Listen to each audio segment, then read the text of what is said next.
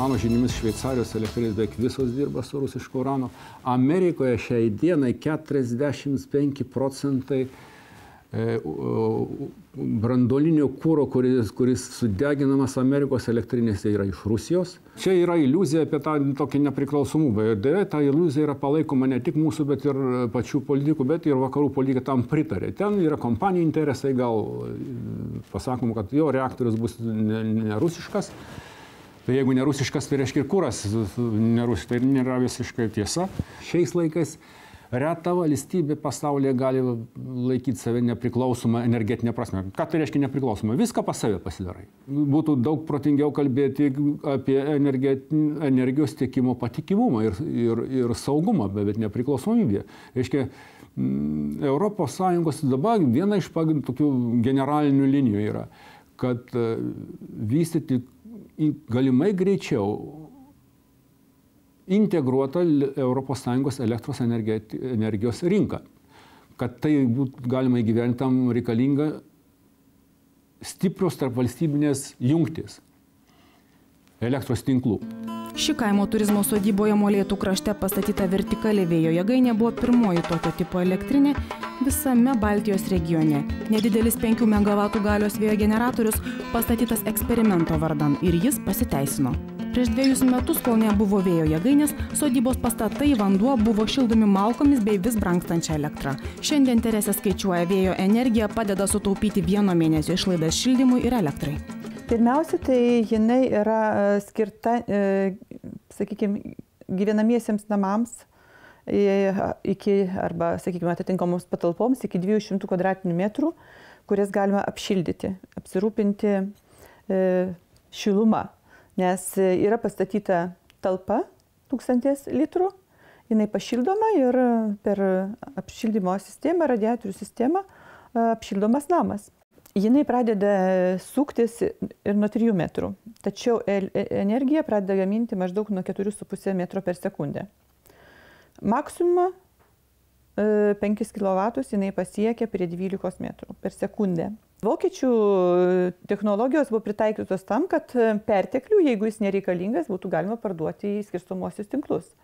Pas mus šito nėra, tai yra tai, kad jeigu yra perteklius ir tuo metu nereikalinga energija, tada jinai prarandama. Bet šiuo atveju, kadangi kaip kaimo turizmo sodyba ir poreikis energijos yra tikrai nemažas, tai jeigu jis nereikalingas, sakykime, namo apšildymui, kur dabar yra apšildo vieną statinį, tai tada jinai bendra į tinklą ir panaudojimas bendroms reikmėms elektros energiją. 10 metrų aukščio jėgainė įrodymas, kad vėjo energetiką galima panaudoti kiekviename name, netgi didesnėme ūkyje. Taip kaip užsienio šalyse, kur netgi priemiesčių gyventojai įsirengia vėjo jėgaines. Ponia Teresė taip pat planuoja statyti dar vieną aukštesnę ir galingesnę, iki 30 kW galios jėgainę, kad vėjas energiją gamintų visai sodybai. Kai jinai stovi, tai jau kiek kartų yra nusėdęs gandras? Ant stovinčios jo. O ant judančios tikrai niekada nemaišo niekas. Ir nei triukšmo atžvilgių, šešėlį taip pat meta labai nedidelį.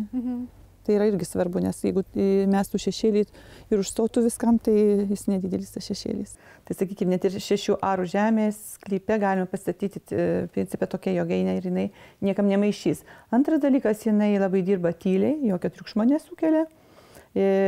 Gali atlaikyti didžiulės audras ir vėjus ir jau, kaip matote, jau 2 metai jinai stovi ir buvo tikrai tų didžiulių vėjų ir nebijo jokio apšalimo, jokio apledėjimo. Aktyvi atsinaujinančių energijos išteklių plėtros iniciatyvų dalyvė apgailestauja, kad nei vėjo jėgainių, nei saulės kolektorių statybos neskatina valstybė. Pagaliau, kad neįmanoma ūkyje pagamintos energijos parduoti skirstomiems tinklams. Ir nors jėgainė nepigiai atsipirks negreit, Teresės nuomonė būtent atsinaujinanti energetika yra saugi ir perspektyvi. Labai gaila, bet branduolinė energetika tapo tokia neturtingų valstybių prestižo ar ambicijų objektų. Lygiai kaip pas mus krepšinis. Be krepšinio nėra Lietuvos. Tai antras po krepšinio dabar tapo politikų eksploatuojamas toks psichologinis faktorius, tai yra atominė energetika. Kad Lietuva be atominės energetikos mes kitaip apsisaugot nuo rusų negalim, kaip nestatydami atominės elektrinės. kartais nereikia žiūrėti į ekonominį efektą. Ne tik į ekonominį efektą, bet reikia žiūrėti, kas bus po 10, 20 ar 30 metų, kaip gyvens mūsų kartos.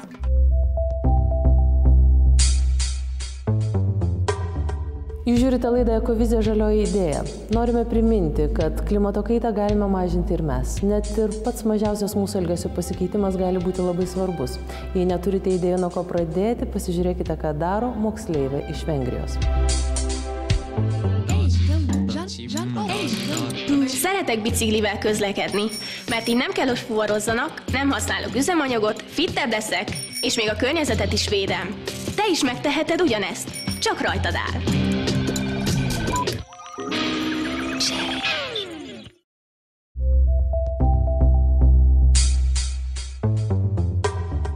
Tiek šį kartą mes lauksime jūsų dėmesio lygiai po savaitės. Iki malonaus. Norisi kažką padaryti gerai ir tuo didžiuotis, nes aš manau, kad kartais tikrasis pelnas ir tikroji nauda ateina truputėlį vėliau, bet su sąlyga, kad tai, ką darai nuoširdžiai ir iki galo gerai.